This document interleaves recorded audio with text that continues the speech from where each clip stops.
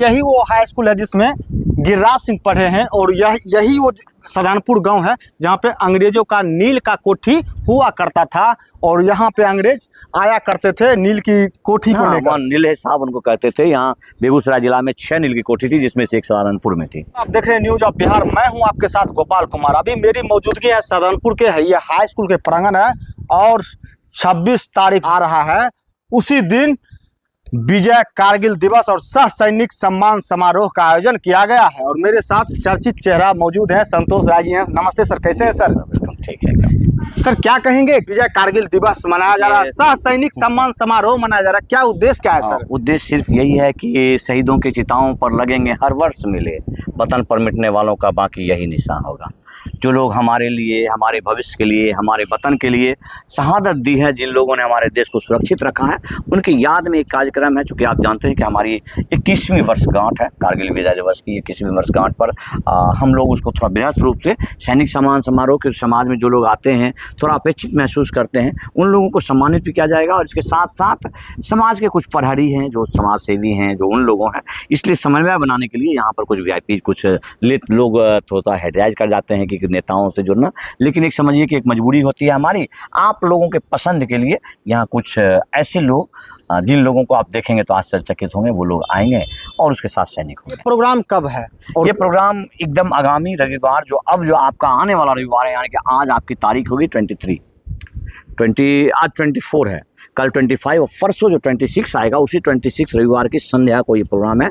संध्या programme होने की वजह से क्या है कि बहुत लोगों को ये रहता है कि बाहर के लोगों को, लेकिन यहाँ पूरा लाइट की व्यवस्था होगी। आप एक अच्छा खेल प्रांगण है, यहाँ पर आपको कोई समस्या नहीं होगी। और संध्या करने का मूल मकसद ये है कि जो सांस्कृतिक कार्यक्रम है वो विशेष है और कलाकार विशेष हैं, इसलिए वो अच्छा लाइट में लगेगा, इसलिए संध्या का कार्यक्रम रखा गया है।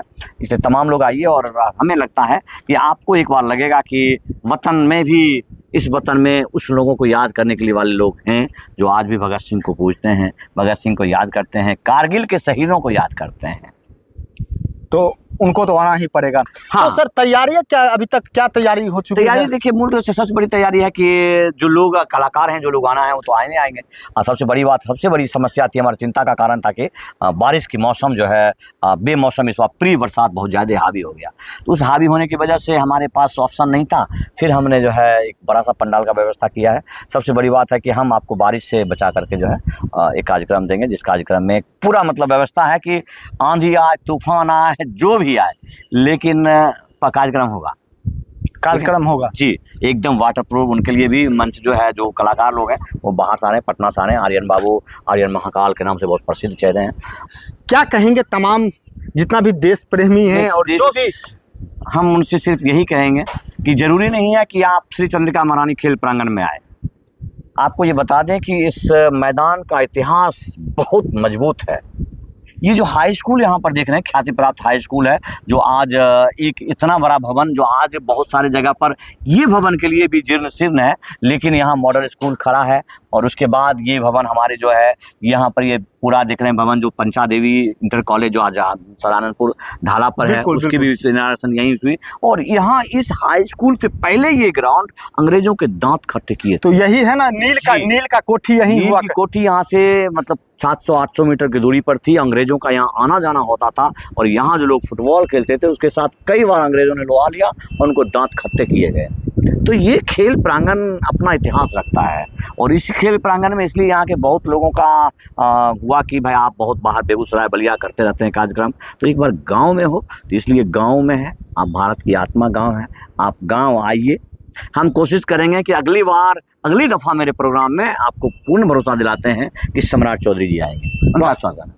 और वो प्रोग्राम मैं सदानंदपुर ग्राउंड में नहीं करूंगा, मैं उस गंगा के तीर में जाके करूंगा, मैं नौरंगा का ग्राउंड में करूंगा, मैं बिशनपुर के ग्राउंड में जाके करूंगा, ताकि वास्तव में जो हमारी आत्मा है, हमारे भारत की आत्मा, जो मिट्टी जी, आपको महसूस हो। आज यहाँ विजय सिन्हा जी आ रहे हैं, वो मुख्यमंत्री रहे हैं, कृषि मंत्री रहे हैं, तो ये भी एक बड़ी बात है। वैसे इस गांव का इतिहास बहुत, इसी हाई स्कूल से, इस हाई स्कूल में गिरिराज सिंह भी पढ़े हुए हैं, लेकिन इसलिए कमजोर इसका, यही वो हाई स्कूल है जिसमें गिरिराज सिंह पढ़े हैं और यही वो सदानपुर गांव है जहां पे अंग्रेजों का नील का कोठी हुआ करता था और यहाँ पे अंग्रेज आया करते थे नील की कोठी को हाँ, लेकर। वहाँ नीले साहब उनको कहते थे। यहाँ बेगूसराय जिला में 6 नील की कोठी थी, जिसमें से एक सहारनपुर में थी। तो आप समझ सकते हैं कि यहाँ का इतिहास कितना मजबूत है और इतना बड़ा खेल प्रांगण आप देख रहे हैं, सारा व्यवस्था है।